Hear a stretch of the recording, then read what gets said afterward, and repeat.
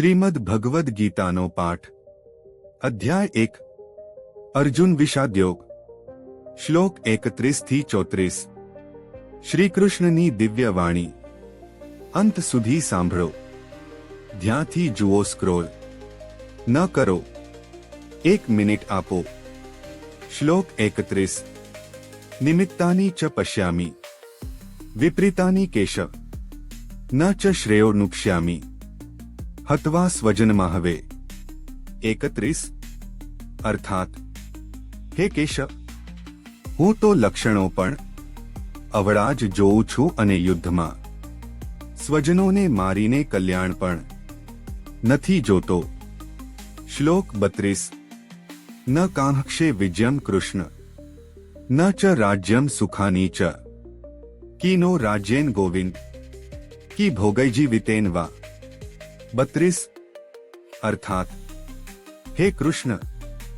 હું ન તો વિજય ઈચ્છું છું કે ન તો રાજ્ય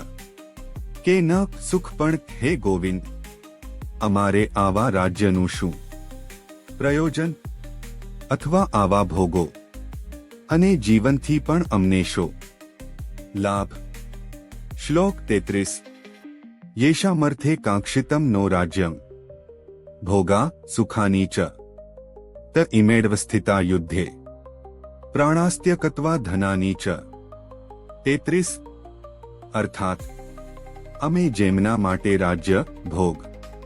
અને સુખો ઈચ્છીએ છીએ તે જ આ બધા લોકો તો ધન અને જીવવાની આશા જતી કરીને યુદ્ધમાં ઊભા છે શ્લોક 34 આચાર્યા પિતર પુત્રાસ્તથૈવ ચ પિતામહા માતુલા શ્વશુરા પૌત્રા શ્યાલા સંબંધિનસ્તથા 34 અર્થાત અહીં ગુરુજનો વડીલો પુત્રો તેમજ દાદા મામા સસરા પૌત્રો સાળા તથા બીજા બધા સંબંધીઓ જ છે આવા જ વધુ જ્ઞાન માટે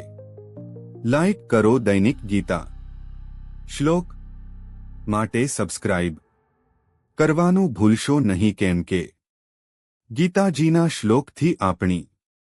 ઉલઝણો સુલજી જાય છે અજમાવી જુઓ કૃષ્ણ વંદે જગતગુરુ રાધે રાધે।